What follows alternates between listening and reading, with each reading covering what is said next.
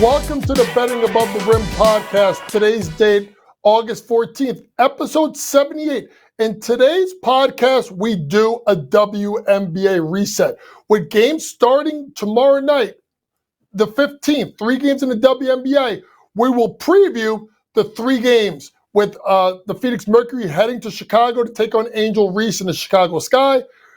The Washington Mystics heading on the road to take on the Minnesota Lynx. And then finally, the New York Liberty going on the road to take on the LA Sparks. Next, we'll look at the WNBA championship odds with the Vegas Aces and the New York Liberty tied at plus 155 to win the WNBA title. I will give you my pick of that and probably give you a sleeper pick to win it as well. And then lastly, we'll look at the WNBA standings and then the win totals. We'll take a look at a couple of teams that I think could go over or under their win total down the stretch of the season. Last, we'll look at the 2 most polarizing players in the WNBA, and they happen to be rookies. FanDuel has done a great job of giving us a couple of props that we can bet on for the season. We'll take a look at 2 that I like for Caitlin Clark and 1 that I like for Angel Reese. Let's get started with the first game that should tip off at 8 p.m. Eastern Standard Time on Thursday, and that's going to be Brittany Griner and Kalia Copper and Diana Taurasi of the Phoenix Mercury heading to Chi-Town to take on Angel Reese and the Chicago Sky. Lines are out. Phoenix Mercury are a minus 3.5 point favorite with an over-under of 164.5. So when you look at this matchup here between these 2 teams, you got to think about the fact that it's obviously the play in the middle, the play of both Brittany Griner and of you want to say Angel Reese, but you got to add in Camila Cardoza, who's the only person that could probably stand up and be eye to eye with Brittany Griner. So if you were to look at the trends here going in to the Olympic break here, the Phoenix Mercury had gone 2-3 against the spread their last 5, or you can look at it 4 out of their last 10 games they covered. You look at the Chicago Sky, they also come in 4-5-1 against the spread. They do have a push. They have not played at all this season, so you can try it. You will throw out, obviously, all of those trends in regards to that. So when you look at this game and you look at how they've been playing as of late, right? I kind of gave you the trends here. Chicago, if you remember, folks, they ended the first half as great as they could. They beat the Vegas Aces 93-85, a game that they were 14.5 point favorites. And obviously the 2 games before that, they lost to the New York Liberty in a home-and-home split. Folks, that's a tough one to look at with the New York Liberty, folks, because if you know anything, the Chicago Sky beat the Liberty early in the year, and they also beat them by 50 in preseason. Liberty were pissed. They were getting revenge. So when you look at this game, I am going to take the 3.5 points, and I'm going to take the Chicago Sky. Listen, there are things to be concerned about with Chicago. That is obviously the trade of Marina Mabrey, the wily veteran that was sent to the Connecticut Sun. But I'm looking at this team, and I think they are going to be ready, folks. And I just talked to Kate Constable, who does a great job. We just got off doing GTD together. And it brings up a good point. She was in Paris. There's jet lag, folks. Remember, they played on Sunday. The closing ceremonies were Sunday night. They flew home Monday.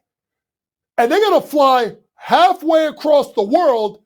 Their bodies aren't right.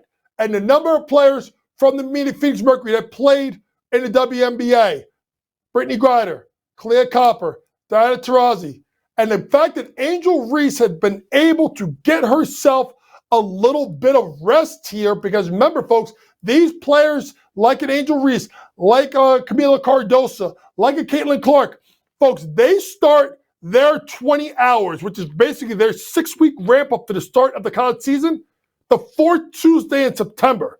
They went all the way through the season. They got drafted 2 days after the national championship game, and they went right to WNBA training camp. It's the first time that they've had off, and I think that pays dividends. I'm going to go ahead, and I'm going to take the the Chicago Sky, plus the 3.5 points. I think they get it with a little sprinkle on the money line that they get it done. Next, game of the night. Washington Mystics, Minnesota Lynx. A Minnesota Lynx team, folks, that really got off to a great start. You got to remember, folks, they won the Commissioner's Cup by beating the New York Liberty. They have 2 wins over the Liberty this year. And you look at a team like the Washington Mystics that are 6-19. Folks, they were 0-12 to start the year. So when you start looking at this game, you have to start looking at, throw out the Mystics for the first 12 games, and look what Coach Mike Thibault has done in the last 13. They have been playing really good basketball. I know they did not cover their last game, a 96-87 loss to the Phoenix Mercury. But folks, they are 7-2-1 against the spread in their last 10. And that includes a push versus Las Vegas. That includes a win on the road at Indiana. That includes covering a spread with Minnesota, one of the top teams in the WNBA. That includes covering a second game versus Las Vegas and covering versus Connecticut. What does that mean? They've covered spreads, and they've covered spreads versus some of the best teams in the WNBA. Meanwhile, the Minnesota Lynx come into this game not covering the spread in their last 3 games, and they are 3-7, or if you want to look at this, 1-6 against the spread in their last 7 games. And some of their covers have not been good, or not covering has not been good. Not covering against Atlanta and a loss. Losing. Remember, folks, they lost by 7 to the Mystics. They didn't cover at home versus Connecticut. So this is a team that is going a little bit backwards. And Kate brought up some great points, and she's so good. I encourage people to listen to Kate Constable when she goes on air. Folks, I just talked a little while ago. Kate will come on this podcast. We'll either do it next week or the week after because Kate does such a fantastic job of covering the WNBA. Remember, folks, Nafisa Collier, Cheryl Reeves' job the last month was to be with the Olympics. Well, let's look at the fact that the Washington Mystics have had time to work and gel and get better, and they've been better as of late. I do like the Washington Mystics plus the points. There you go, right off the bat, folks. I'm taking 2 underdogs right off the bat. I'm taking the Chicago Sky plus the points. I'm also taking the Washington Mystics plus the points versus the Minnesota Lynx. Last game on the board is the New York Liberty. It was at minus 11.5 down to 10.5 favorites, minus 650 on the money line as they head out west to take on the Sparks. And you got to look at another team with New York Liberty who had big players involved in the Olympics. You got to look at Sabrina Ionescu. You have to look at Brianna Stewart. Both of them with Olympic duty. Feuerbach, who is a backup guard, played for Germany. So they did have players that are going to be a little bit jet lagged here in regards to that. So I'm a little leery or weary here on what I would do. I don't think I'm going to lay the point here. I'm going to do this. I'm going to take the game live.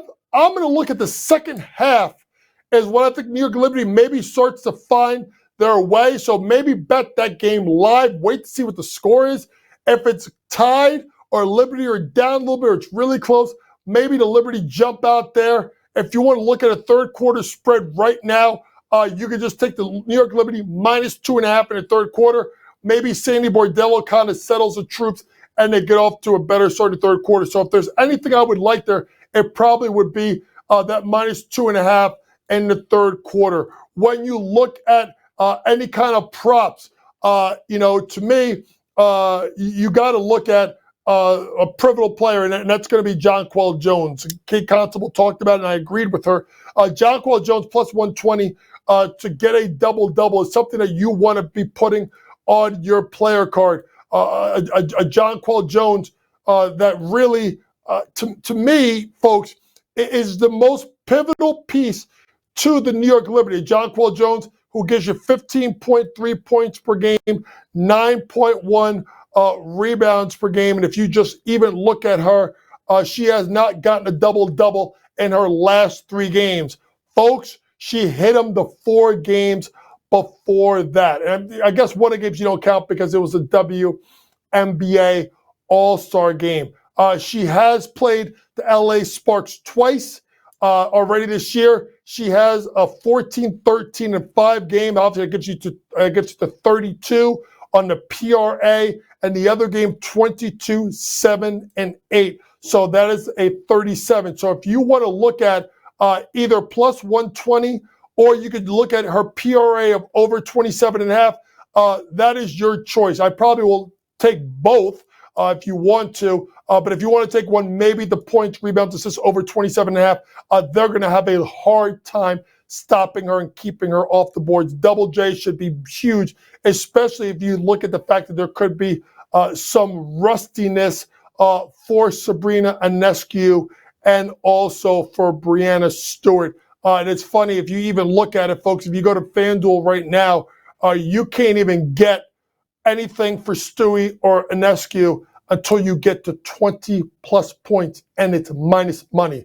I'm not willing to take that chance. Sabrina Ionescu, really quick, her points prop is at 20.5, and then you look at Breanna Stewart also at 20.5.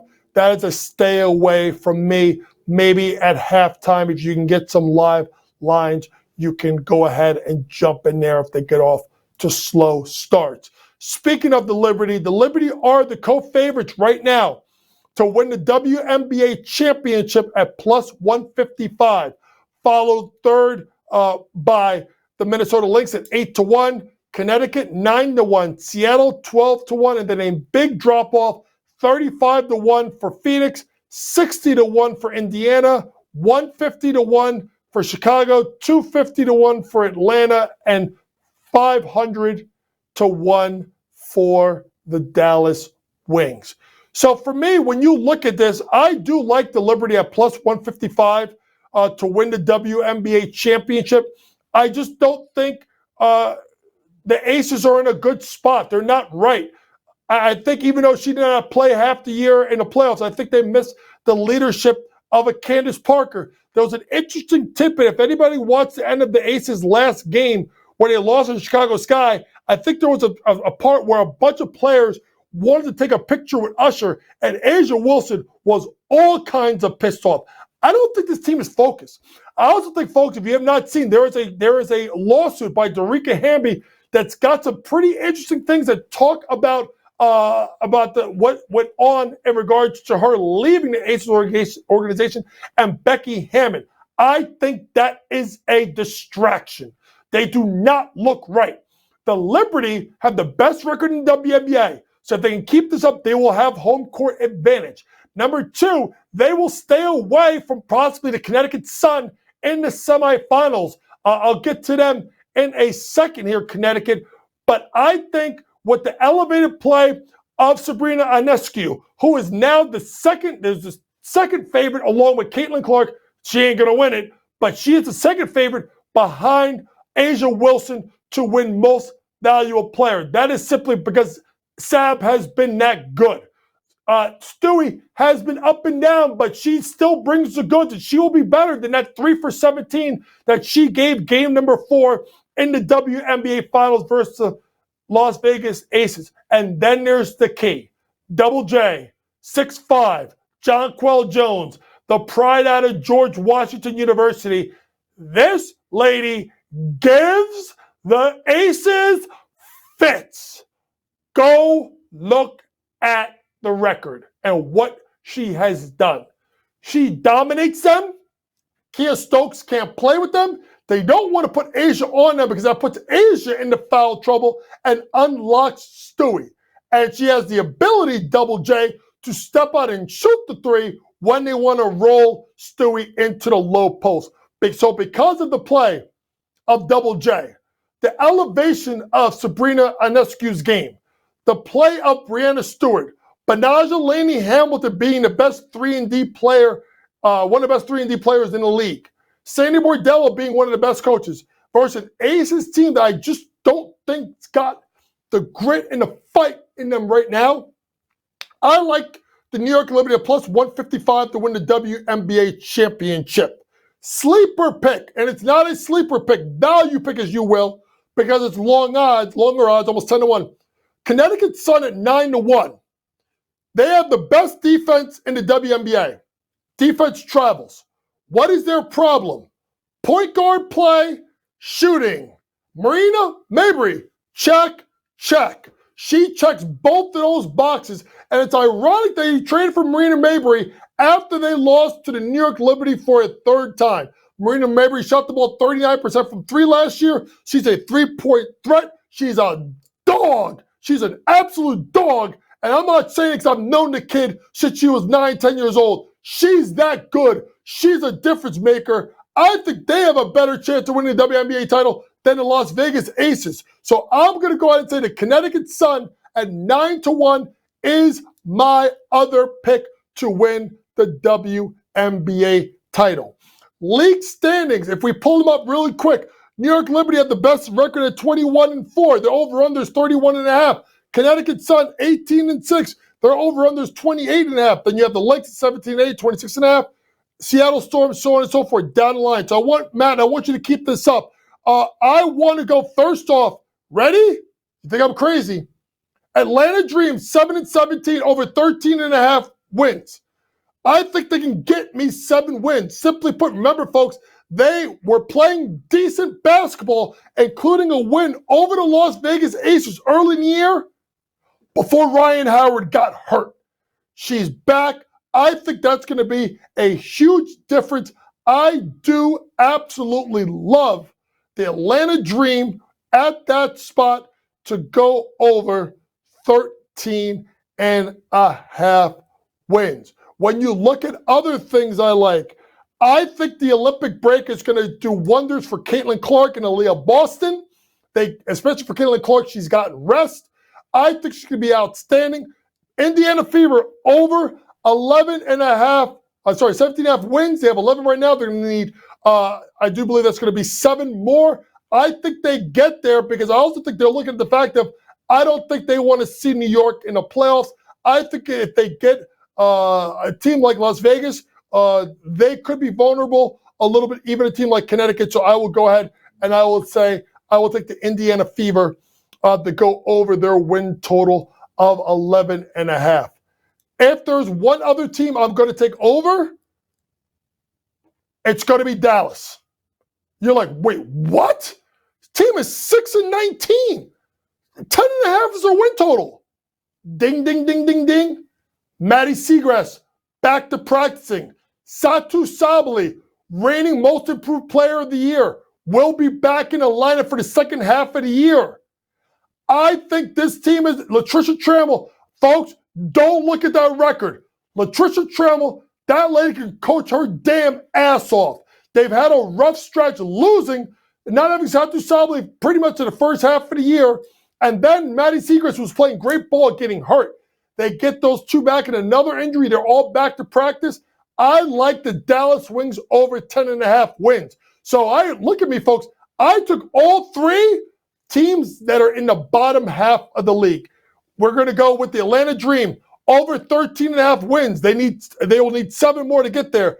I'm going to take the Indiana Fever to get over 17.5 wins. They need 7 more to get there. And I'm going to take the Dallas Wings at 6-19 to get me 5 more wins to get over 10.5. Let's end today's podcast talking about some specials that FanDuel is coming out with. And by the way, do know that FanDuel will be our official book. We will use everything FanDuel for the Betting Around the Rim, Above the Rim podcast until I tell them to do otherwise. But I love FanDuel's book the most, so I'm going to be using FanDuel. Caitlin Clark specials. They have a bunch of them. 2 of them I like. Okay? Number 1, she records 1+ made 3 in every game this season. I think I saw it correctly. She has to play in 28 games in order for that to happen. So make sure you understand it, because if there's some kind of injury later on in the season, in order for this to cash in, Caitlin Clark has got to play in 28 games during the season. Caitlin Clark, folks, just so you know, that is averaging 71 points per game. When you look at her game log for the entire WNBA season, do you know how many games she has had? She's had 1 game, okay? And I'll be honest with you, folks, don't even take through every game. The only game that she has not hit a 3 was in the WNBA All-Star game. Caitlin Clark has made a 3 in every game so far this season. She only has 3 or 4 games where she's only hit 1. So that means out of the games that she has played so far this year, Caitlin Clark has made 2+ made 3s in 22 out of 26 games. I think Caitlin Clark gets there minus 150.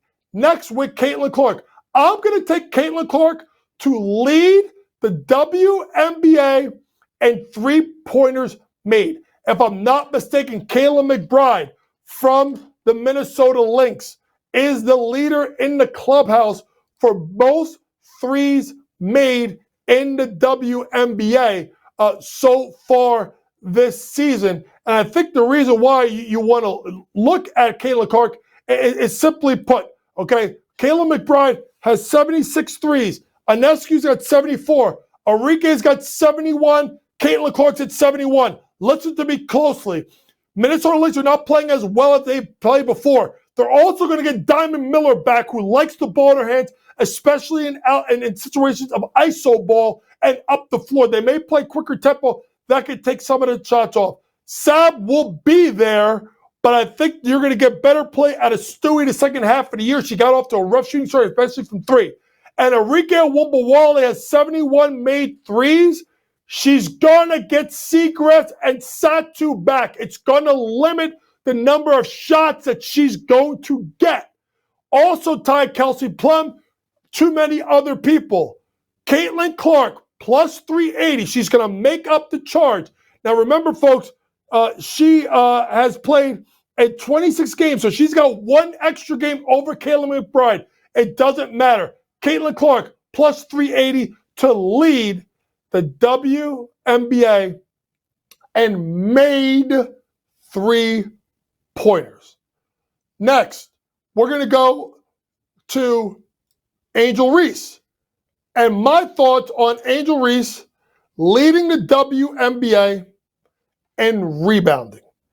Right now, she is at a minus 115 in regards to lead the WNBA and rebounding. And this is something that I love. See, when you look at a player like Angel Reese, folks, it is simply about not will she rebound, can she finish?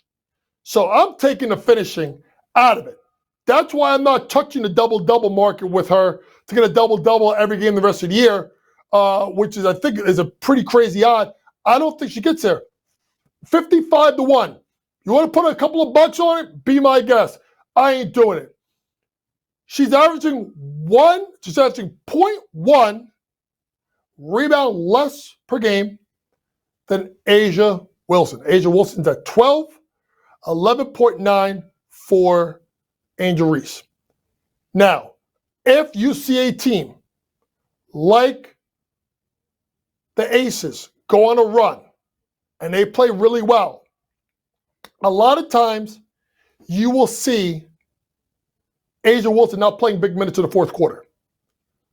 Chicago's going to be in dogfights. They want that 8th and final playoff spot.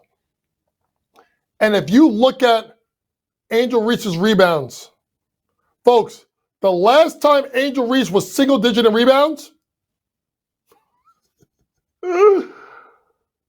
May the 30th. May the 30th. Shoot, she got double digits in rebounds in the WNBA All-Star game. She will rebound like crazy. She will get double-digit rebounds in just about every game. If they would have just gave me Angel Reese double-digit rebounds in every game the rest of the way, I would have just took that. If they had that bad. I wish they did. They don't. But the next closest thing is Angel Reese to lead the league in rebounding. Angel Reese at 11.9, 0.1 back of Asia Wilson to lead the WNBA in rebounding at minus 115. This has been your Betting Above the Rim podcast for August 14th. For all things sports gambling, download that SportsGrid app. Pre-game, in-game, post-game, props, predictions, and more from the very best in the sports gambling industry. Next podcast we'll record on Monday. We'll get a little bit back into the WNBA, and then we're going to start our season preview. We're going to go through 2 teams every podcast all the way to the beginning of the NBA season. For my producer, Matty George, Vinny, who does a great job with the graphics. Thank you for listening, and always, folks. And remember, it's smarter to be on SportsGrid. Good night.